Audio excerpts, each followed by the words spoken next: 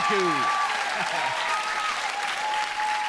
Calm down, wait till the real stars come on. On the show tonight, the man described as the Peter Pan of rock, the everlasting David Bowie. And the writer and broadcaster called a brilliant bunch of guys, the most skilled Clive James. Now, my first guest is one half of the nation's favourite couple. He is golden balls, she is posh. Gossip and humour pursues them. Let's try and separate fact from fiction. Ladies and gentlemen, Victoria Beckham.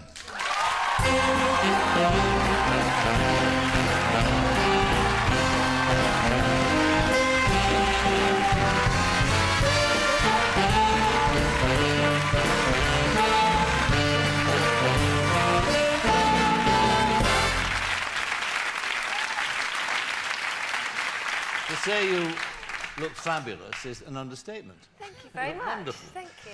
Now, how was Golden Balls, OBE? It was fantastic. It really, really was fantastic. It was such a lovely day.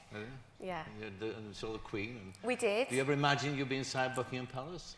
I didn't, you know, I mean, I really didn't know what to expect. And then when we turned up, and there were so many people there collecting OBEs, and everybody had made such an effort. Everybody dressed so lovely, and everyone was excited. And I can't tell you, I mean, I was really choked. I almost cried myself. But I did have one question. What? Why does the Queen have a handbag when she's at home? I don't know this. Do you know? That was my only question when I came out thinking, she's at home and she's got a handbag. That's a very good question. It really is. We got a picture of you actually on that. There you are. You look fantastic, the two of you, eh? But look at that hat. It's a lovely hat. It's Philip Tracy. Is it? It's Philip Tracy. Did it cost an arm and a leg? I don't think I paid for it. You didn't? I think it was given to you to adorn your head and to adorn the newspaper, I see. Right, now let's talk. I mean, it's amazing to see you so happy, because I thought I'd see you sometime wreck walk down towards me, because you're getting divorced, aren't you? Apparently so. Yeah. Apparently we all read that. You're getting divorced. You hate Spain. You don't like it. You and David have fallen out. You want separate careers. You want him to come back to London. He doesn't want to come back. So it's doomed. Apparently so. I mean, I'm actually, for someone who should be in doom and gloom, I'm very happy. You know, moving to Spain, we've just got a house, you know, so we're getting settled and the kids are there, and it's been great for us. So where do these rumours come from, do you think? To be honest with you, I think that, you know, we've been built up for so long, you know. Everybody's saying that we're the golden couple and that we're very happy, which we are. I mean, I love David and the boys more than anything in the world, and I think that there's a lot of people that maybe don't like that. But it's not everybody, you know. We do have lots of people in the media that have been very, very supportive and haven't written about any of these rumours. So. What they picked up on, of course, is the fact that you appear to be leading separate lives. That David's across in Madrid, and that you're here, and you've got your career, and he's got his career. And so inevitably, there's in that middle ground, there's a lot of speculation building up and a lot of rumour. But it's always been like that, you know, and nobody's ever realised, because when we were living in Manchester, I was still travelling backwards and forwards to London, working. You know, I mean, I'm in Spain a lot of the time. When David's not there, he's on away games, I come home to see my family and fit my work in around when he's not there, you know. But me and the children are flying backwards all the time, so we can be together as a family, you know, and no one was ever reported the fact that I did all the travelling before. I mean, the first year of being with David, you know, I think that we didn't see each other a hell of a lot at all, because we was always flying across the world just to spend a few hours together. Did you want him to go to Madrid? To be honest with you, I wanted him to go wherever he wanted to go. There was lots of people saying that it had been me that had dragged him away from Manchester. I have never got involved with the football. I think I'm a very easy target, very easy person to, you know, to blame if he leaves somewhere. I was happy in Manchester. I had lots of friends there. And Madrid is, I mean, it's the best club in the world for him to play at. And I love him, and I want him to do what's best for his career. And to see him happy is fantastic. I'm proud of him. Because he was unhappy, wasn't he, at Manchester United? I mean, in his book he says that. Yeah. He says, I mean, at one point he was so unhappy that he thought of giving up the game. Did you talk him away from that idea? Yeah, I mean, I think that you always do that in a relationship, you know. He was just very down, and, you know, that's my job and the kids' job to, you know, bring him round. We want to have fun, you know, that's what we're doing. We're living in Spain, and it's such a sociable place to be there with the kids and the lovely weather, and you know, it's great for us. I mean, but that unhappiness, I mean, you knew the cause of that. I mean, what was the reason why he was unhappy at Manchester United? Was it his relationship with Alex Ferguson? I think there's a lot of politics that goes into football, and I don't really get involved because you know, I've made no secret of the fact that I don't understand football particularly. But I just think he was unhappy. I don't know, he wasn't playing some of the time, and I think that was kind of about it. I suppose that when the boss kicks a boot at you, then you know the time is to go, isn't it? Really, I think what was great about David is, had it have been me, I think that I'd have probably said what I thought about the situation, but David is so professional that he kept his mouth quiet, he didn't do his dirty laundry in public, and he just kept his head down and got on with his football and let the football do the talking. And that's what happened. But he has since, hasn't he? You both have. I mean, you've kept the counsel on that period, which must have been a very traumatic period in your life. You know, you were, he was unhappy, therefore you would be unhappy. There was good cause for that, but you kept, and you continue to keep the real reason secret, your real feeling secret. I think so. I mean, I think that, you know, we're quite private people. I think a lot of people don't realise that, but we are. People won't let you be private, will they? I just think there are certain things that at the end of the day, you know, he kept his head down, he played football, and he let the football do the talking. You know, he goes on the pitch and proves himself, and it's great. Well, I mean, it's great that he's enjoying himself so much in Spain, and of course he's becoming an even better player than he was when he left here. I mean, that's the marvellous thing about it, from England's point of view and from his own point of view. But what about the business of living in Spain? I mean, let's look at that, because these rumours, as I said, start. What about the living in a hotel? I mean, that must be a fairly impossible situation. How did you cope with that? It was really difficult. I mean, when footballers move, you know, there'd been so much speculation in the press, and as far as we knew, we were going back to Manchester, and then all of a sudden he got sold, so we were moving to Spain. We didn't have a house, and it takes a long time to find a house. You know, we wanted somewhere that was private, but we didn't want anything that was really, really big. You know, I'm there quite a lot of the time on my own with the kids. It was hard for us to find a house, and living in a hotel, I mean, I'm sure, you know, everybody who's got children can appreciate. We was in a hotel room that was as big as your little stage here, and you've got two boys that want to run around, they want to go and play football, they just want to be kids, basically.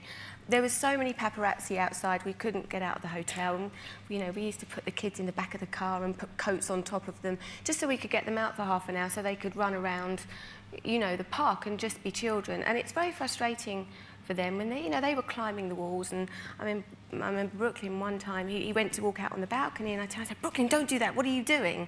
He was only going out to get some fresh air on the balcony, but there was press down there, and I didn't want them taking pictures of him. And that's why I was travelling so much, because when David was away, because obviously when they have away games, they go away for a few days before. He's been with England, so he's had a few weeks where he's been in England anyway.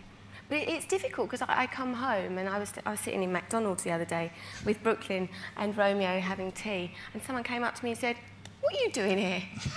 What do you mean, what am I doing? What are you doing in England? You know, I think the media have almost made me feel like I shouldn't actually be here. What about, you mentioned there the children, because that is a problem, isn't it, of course? I mean, because Brooklyn's at an age now where he'll be noticing things. He'll be noticing this inordinate amount of interest that follows the Beckhams, his mum and dad, wherever they go. How do you protect children from that? How do you actually say to them, look, this is normal in our life, you know, when they can see that it's not normal for other children? I think that all children think that their lives are normal. You know, right now Brooklyn thinks that everybody's mummy's on the television, everybody's daddy's on the television. He thinks it's pretty regular. I mean, my sister's little girl goes through, like, Hello magazine, and she thinks it's a family album.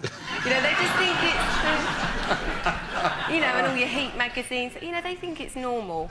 I mean, Brooklyn doesn't see newspapers and magazines, and when photographers take pictures of him, we just say it's because he's so cute.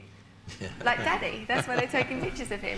But what do we see, again, the hurt and the rumour extends to your children, because there was a story I recall where I think Brooklyn was called a spoiled brat. I mean, that was awful. We were coming out of the theatre and there was lots of paparazzi. There's a big difference between paparazzi, obviously, and press photographers, and they were just pushing Brooklyn around. I mean, we had this the day after the OBE, actually the day of the OBE. We were coming out of the hotel, and the photographers will sometimes do so much to get a photograph that they actually push the kids around. And as if they're not there. As if they, well, no, just to sort of, I don't know, just to make them angry, to get pictures of them. To you know? provoke them. Yeah, Brooklyn is such a sweet little boy, and I've always been so strict with him. And, you know, in those pictures, he was actually crying because he was scared. You know, I still get scared. Hence why I always look like that in pictures. You know, it's scary when you've got, you know, 50 men pointing a camera in your face and flashes going off. I find that scary at 29, so at 4.5, I think it's really frightening. But in a sense, you see, you've grown up with this, haven't you? Because you had it with the Spice Girls before David. But was it different with the Spice Girls? I think it was, because... In what way? Was it less provocative? I could hide behind 4 other people, you know. Yes. I was the one in the group that really never really sang a lot on a lot of the songs. I was always, you know, I was the boring one, really. You know, I mean, there was Jerry with the big boobs, Emma with the hair, you know, everybody. I know we all had something, but I wasn't the one that the newspapers were writing about. So I had quite a good work experience, really. I could sit back and learn and watch. Yes. So that was tolerable. Yeah, it was tolerable. And now it becomes intolerable at times. I would never, ever complain about it. You know, I think it gets very difficult, you know, when you want to go on holiday and you want to sit on a beach and you do not want to see yourself in a magazine, sitting there in a bikini, you know, with it all hanging out. Obviously, there are certain things that are difficult, but I would never complain because, you know, when we was at Buckingham Palace, I'm sitting there and I'm thinking, I am the luckiest girl in the world, and I realise that. I can't bear these people that moan all the time. The other thing too, of course, is that your career is based upon, any famous person's career is based upon the oxygen of publicity, basically. I mean, you have to accept that that goes with it, and often you use it yourself to actually promote something. So there's a dichotomy there, isn't there? You have to square that with the resentment you have of being, I suppose, intruded upon. Yeah, I think what does become difficult is like the rumours that have been around recently. I think one of the front pages was, "It's over" with me and David. And, well, A, it's not over, and B, when you actually read the piece, it was completely misleading to anybody who had actually spent money on buying that newspaper. It was completely misleading, and I think it upsets our families. You know, my family go through a lot, and it upsets them. What about the other speculation there's always been since you got married, that there's a rivalry, a professional rivalry between you, that this girl depends upon him, without him she's nothing, you know? I think, you know, our careers have always done this, you know, and right at the start, I think I was more famous than David was, you know, and things go like this all the time, and I'm proud of him, you know, I'm the mother of his children. I would much rather someone say something nasty about me than say something about him. You know, and I think, yeah, I wouldn't be as famous if I wasn't with David, and I don't think David would be as famous if he wasn't with me. I think we really complement each other, and it's all so superficial. At the end of the day, you know, we're going to get old and wrinkly at some point, and we love each other, and you have to remember that. It's not about competition. I mean, you should see me with a football, Michael. There's no competition. But what about your own career, you see, because you've got a single coming out at Christmas time, haven't you? I have. Yeah. So, I mean, and again, you see, your career goes along, and you get, you're about to do a hip-hop record, it is alleged. Oh, don't start. With this new producer in America, and all that's, again, another spate of rumours about all that. I mean, again, what are the facts? I don't even know what hip-hop is, I just said that. You know, there's been so many rumours saying that I'm going to rap. I mean, yeah, I like R&B, I like hip-hop, I like pop music. I like anything that's good in its area. And I went to America and I met up with Damon and did the Rockaware campaign. And we did some tracks together. It is not hip-hop, it is not rap, you know. I mean, the thought of, I mean, come on, me rapping, it's ridiculous. It's pop music, it's just pop music, but with tougher beats, I think. Yes. And so it'll all be revealed at Christmas time, will it? Yeah, well, I mean, there's no big reveal. I think I don't know what people are expecting. Well, it becomes an event because you're Victoria Beckham, you know, because you're Posh Spice, you know, it's an event. I mean, that's what it is. It is. I think what's great about it now is I don't feel there's any pressure on me. You know, I'm happy with David and the kids, got a home in Spain, and music for me now, I do it because I enjoy it. You know, I don't have to be doing this anymore. I do it as like a hobby, really, and I think that if things go great, you know, I'm just enjoying myself, and I'm not going to put too much pressure on myself. But is that a hobby you could give up? I think, well, I mean, I could do as soon as I stop enjoying it. If I stop enjoying it. I mean, would you want to sort of give up your career and go with David and sort of be like the sort of wife with him all the time? And would that work? I like to do bits of everything, really. I mean, I haven't had a record out for a couple of years now, so I've been setting up home with David and obviously had Romeo. So it's good to get the best of both worlds, and I'm in a position to be able to do that. And that was a great thing about putting out the 2 singles at Christmas, which I'm doing. It's a bit of fun for me. Yes. You know, it's great. I've got lots of different musical tastes. and it's showing that. And what about the reunion of the Spice Girls? Because again, that's another rumour. Maybe there's more substance to this one than the rest of them. Is that a possibility? No, I mean, I had all the girls over for lunch. For dinner, sorry, and it was great. You know, we laughed about everything that we've been through. Because if you think about it, I think a lot of people are very quick to be very sarcastic about the Spice Girls or poke fun of the Spice Girls. When you actually look at how much we achieved, it really is phenomenal. And I think it's only a matter of time before people actually look back on that and say, wow, that was amazing. And that's what we all did. We sat in a room and we looked back at what we'd done and we said, that really is amazing. And it was lovely to see all the girls. You know, Jerry had never seen Brooklyn or Romeo. And it was really, really great. That's as far as it goes, you reckon? I think at some point, maybe, we would consider doing something. I mean, I'm only speaking on behalf of myself here. Yes. I think it would be nice at some point. I don't know if anybody else would want to do it, but I just think just for the pure fact that what we did, really nobody has done since, and maybe never will do. And I think it's only a matter of time before people actually respect us for that. It was great what we did. That's what you want, respect for that, is it?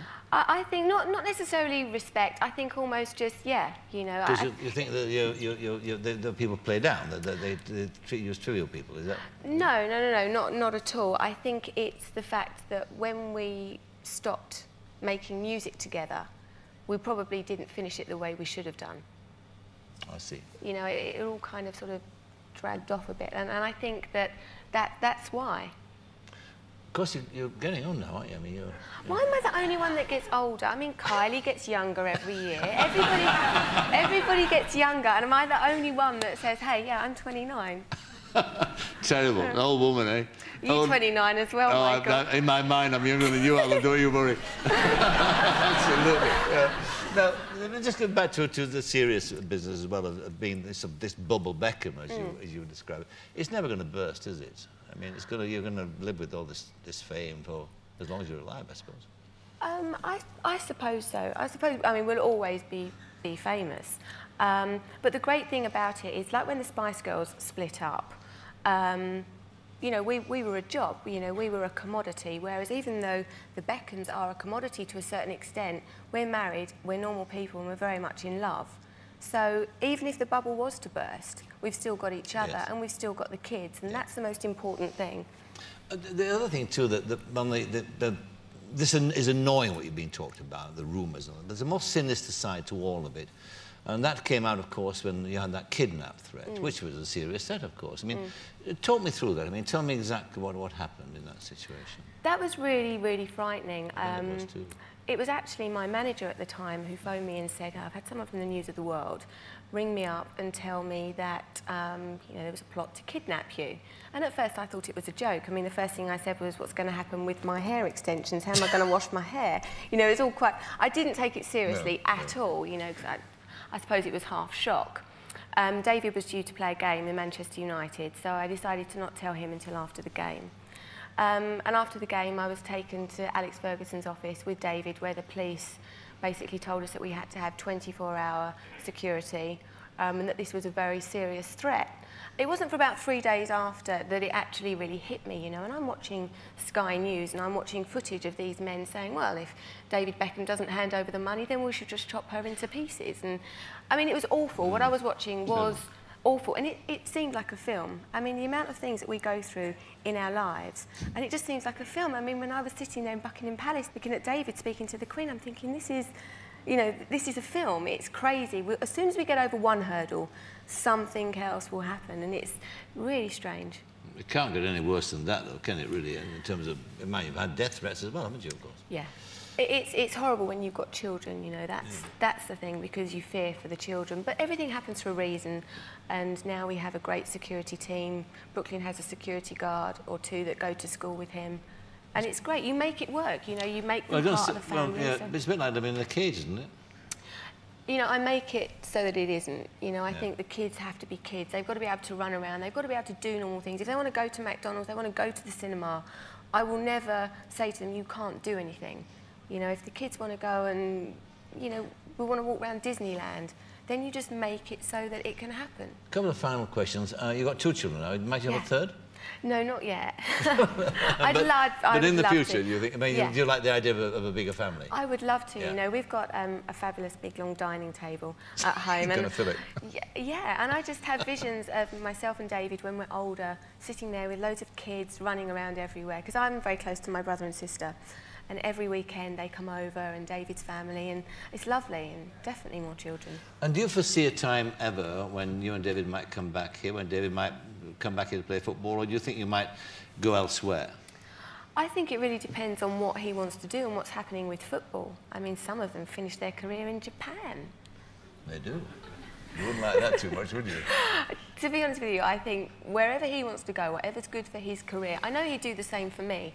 If I said to him that this is really important for me, I really want to do this. Like when I'm not in Spain and I'm working, it's the same thing. It's all about give and take in relationships, and that's what we do. And now you're getting fluent in Spanish now, Victoria? I can say, Donde Gucci?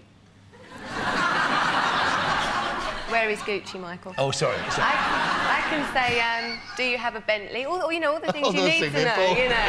Exactly. I'm getting there, I'm getting there. All right, Victoria, well thanks for talking to me. I'm glad that everything's okay and happy, and No, you can look forward to your golden wedding anniversary in a few years' time. Oh. But it's good to see you again. Look, Thank you, Victoria Andrew. Beckham. Thank you.